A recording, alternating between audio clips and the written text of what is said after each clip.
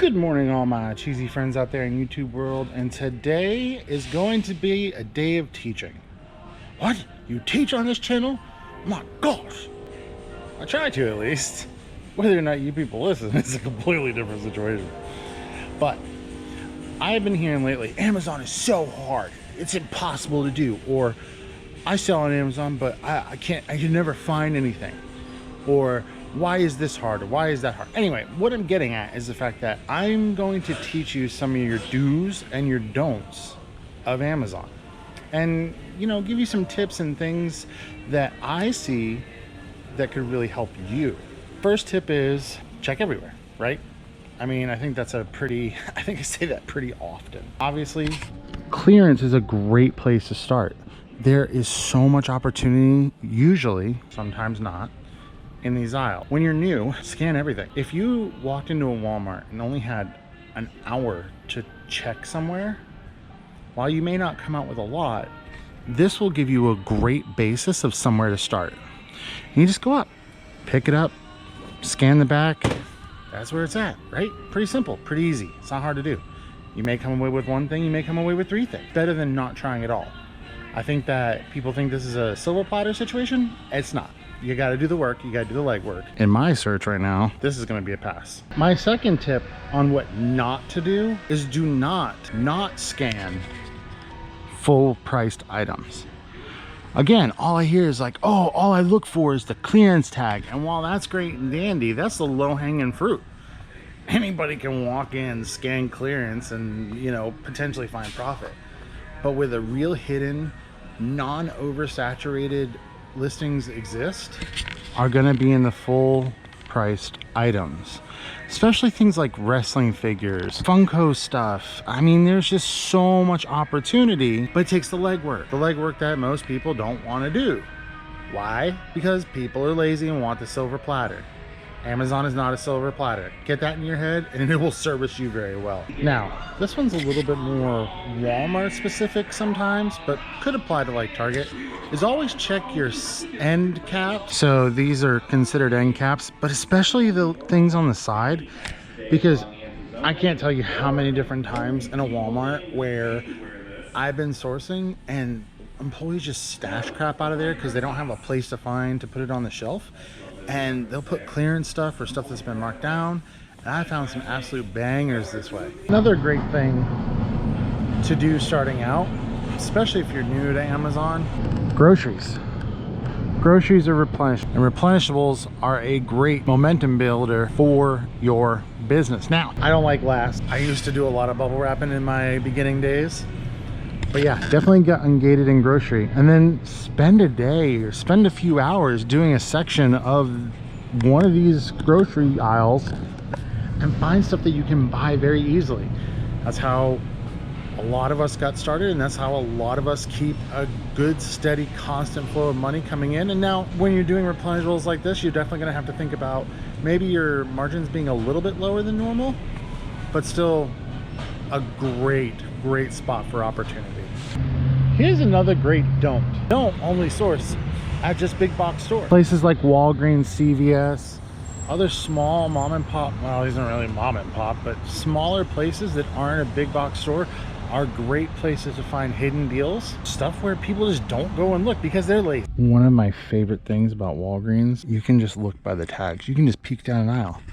And I love sourcing clearance here because it's so easy to find in a lot of cases. And when you find it at one store, definitely check all the other stores, because more likely it's probably on clearance as well. See, like if I'm coming down an aisle, I'll just look, see those little orange tags way over there, and be like, hey, is this worth it? At that price, probably not. Again, just tips, things to think about when you're outsourcing. Really important tip, in my opinion, is do not rely on just the UPCs. So most people, because again, they're lazy, will come over here, scan something, and it's like, oh, it doesn't come up. Well, what they don't realize is that you can do it this way. Take a picture of the item, and, well, in this case, it didn't show up. But again, and even then, you could do Candyland cupcake. You don't have to go full out. Okay, well, it may just not be on Amazon. But then you can even go further with it. If you're like, no, I know 100% that this is on Amazon, blah, blah, blah, blah, blah. pretend you're a buyer. Candy Land Play Dough, and see if it comes up. And I'm not seeing it, because obviously if people searching Candyland and things like that, it's gonna come up on the buyer side. So do your due diligence and do it that way. Okay, so here's another good one too. Do not just look for one thing. So for instance, this is $8.99, but when I come over here, there's a ton of other figures that you really need to check. So for instance, take this JJ Tony's, $12.59. So when you find one product, especially if it's unmarked, start checking all the other products, because there may be hidden gems there that you have no idea about. And more so in regards of like sourcing at Target, because obviously at Walmart you can use the app. I keep kind of a Rolodex for you young cats, a bunch of pictures, UPCs on my phone, so I can come over here and go, oh, that's not on sale. And then like, let's say I've got more, oh, that's not on sale, and I will just do that and check things. See, this is kind of what I'm talking about. Like, there's just a bunch of stuff here, and instead of like picking one up and then going and checking it and I'm praying that it's on clearance and that you actually want it, you just take pictures of the UPC, call this a day, because it'll take so much time. Once I learned that you could take pictures and then like go scan it under the scanner, it was kind of time changing for me in terms of sourcing. Just remember that your brightness kind of on your phone has to be all the way up. A lot of times the scanners are really sensitive to that. Also, another really big tip I have is have fun with this. Like, I know everybody views it as like this super grindy thing, and it is. Enjoy your time. I know some people will walk around with headphones on and, you know, and dance in the aisles and be dumb and do whatever, but don't make this such a taxing thing that it takes the enjoyability out of it, even when you're ending up with empty carts. Yeah, I guess I gotta take my own advice. However, I did find beef jerky for 50% off, so your boy ain't angry about that. Another do sign up for the Target Red Card, but not the credit card. Don't do that. The interest rate on those things are ridiculous. But the debit card is phenomenal. It gives you an extra 5% off, which adds up over time. Not to mention, they track all your purchases, so if you need to pull a receipt or something crazy like that. On top of all the other wallet deals that you can stack on top of sourceable products. I mean, it's literally just making your ROI go up and up and up. Here brings up another really good tip. Make sure you bring something to snack on, or make sure to have lunch and give yourself fuel to do this. A lot of times, and I am very, very much a fender of this, so zoned in, I won't even eat lunch. And I can tell you that by dinner time, I feel like crap. Also, make sure to hydrate, especially we're getting the summer months. Yeah, better hydrate. Here's a good one, a little expensive, but still good. $13.97, gonna make me $7.11 each. And there's 4 of them. But now here's the thing. What you do wanna do is invest in tools. Things like Keepa help see sales velocity and if this is actually a good pickup or just deception. Now I'm using Scoutify, but again, it still links into Keepa. Graph is a little meh, but it doesn't mean that it doesn't sell. And see, here's a prime example. When you're using the paid version of Keepa, it allows you to see what people have in stock, how many have sold ever, and how many have sold in the last 30 days. And this is a great tool that I use on not every buy, but on my buys that I want to be a little bit more educated on. It has to be the #1 thing, especially if you're new on Amazon. If you're not using Keepa, you're just gonna make bad buys after bad buys, and then you're gonna be like, this thing sucks, Amazon is the worst, blah, blah, blah. And I've heard it 100 times fold. And that brings me to another great tip, and it's called rabbit trailing. So I found that back in the clearance section, right? So obviously the next thing I'm gonna do is come over to the section they would normally be sitting in, right? And here's why. Look at that. So now instead of coming away with 3 of them, I'm going to come away with 6 of them, and that's awesome. And then what I will do is I'll just kind of, you know, take a little peek-see. Like, does anything over here look like it would sell well? Like, I've never heard of, oh, this is sold out. And I sold a ton of those in that one video. Y'all remember that. But I'll come over here and I'll look. And I will spend the time checking the aisle.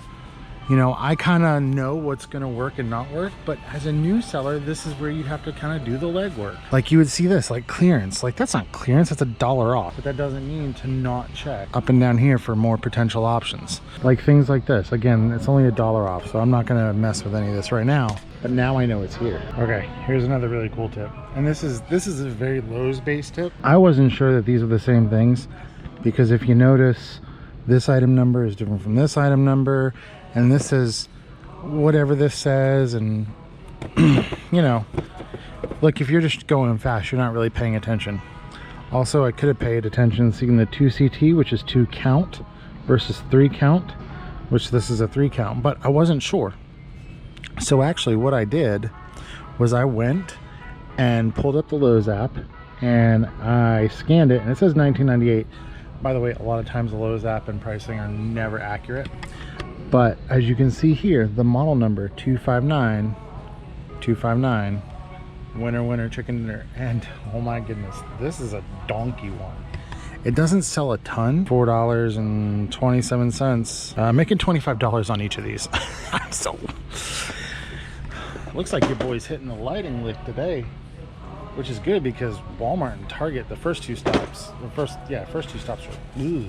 Oh my gosh, if they have this still, that'll be a huge find at $44. Holy crap. We got to see if they've got those. They'll be in the cage, and that's something that you may have to ask help for, but I'm also going to try and find an employee to see if they got some. Womp womp, they didn't have any in stock. I forgot that this store that I'm in actually put the cage up front, so I can actually just go look up there. They did have the T5s on clearance, but they weren't clearance enough. They were only like 10% off, so oh well. Let's go check Tool World. Oh heck yeah, that was a decent little haul. Also, some more do's and don'ts. Do make sure that you understand where and where you cannot use tax exempt. Lowe's and Walmart are two of my favorite places to use tax exempt because it's easy. Once you set the account up, you can literally just give them your phone number. For Lowe's, you can just leave them your phone number and it looks it up. Walmart, you gotta have the card. Ross, Marshall, and TJ Maxx all will do tax exempt, but you gotta bring the printout sheet every time. Another really great tip for Amazon is don't just source new stuff. You guys see me come here all the time, but used stuff is a great thing if you know what you're looking for.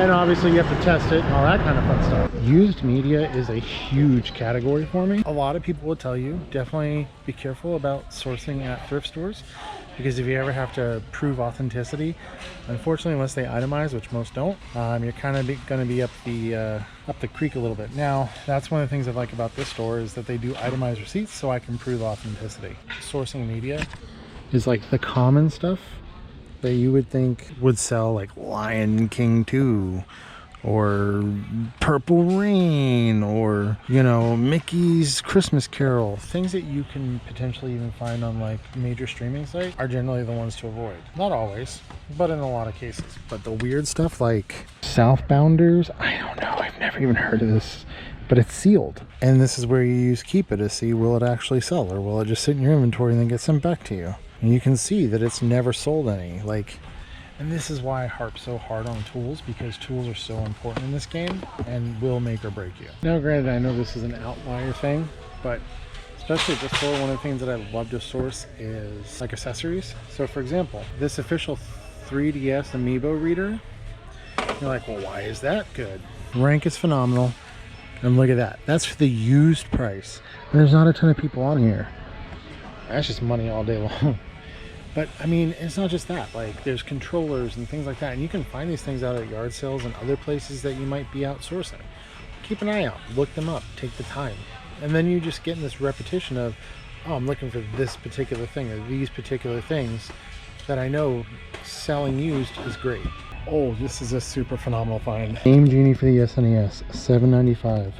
They go all day for 20 and 30 bucks on eBay, but look at this on Amazon. Now, it's got some reviews. It's not the best listing, but that's a heck of a score. But see, it's things like that that you don't think about that could be bangers. Whereas, like, you know, nowadays we would look at something like this, which is sealed. Look, completely sealed. This don't sell for crap. It ain't even worth it. Now listen, if you're liking all these tips that I'm giving you, do me a favor, like, share, subscribe. That'd be really cool. Let me know. But another really important thing too, if you're new to Amazon, please just pay for the pro account. It is $40 a month. The biggest benefit is you're buy box eligible, which is huge. That's how you make money on Amazon, is being buy box eligible. And two, you don't get charged after your 40th unit sold. I mean, right there, that's worth the money all day long. For my next tip, get into a routine of checking your common places that you go to multiple times a week. Sometimes I'll be in a store 3-4 times a week because you never know when they're marking stuff down. For the next one, don't be a tank hole. This one may sound self-explanatory, but do not rush to the bottom trying to be the lowest price. You don't want to match the lowest price. You want to match the buy box. Why? Because buy box is gonna be what the customer sees when they go on their side to buy on Amazon. I hate tankers. All right, guys, I'm home. It wasn't a huge volume day. I have to work a little bit hard for the next couple days, maybe make up some of that volume. But my last tip for you guys is to remember that Amazon is a marathon and not a sprint. Do not get discouraged. There's so much time and so much to learn. Just enjoy the process. Because I sure have, even if it's drove me nuts a ton of times. So y'all have a good one.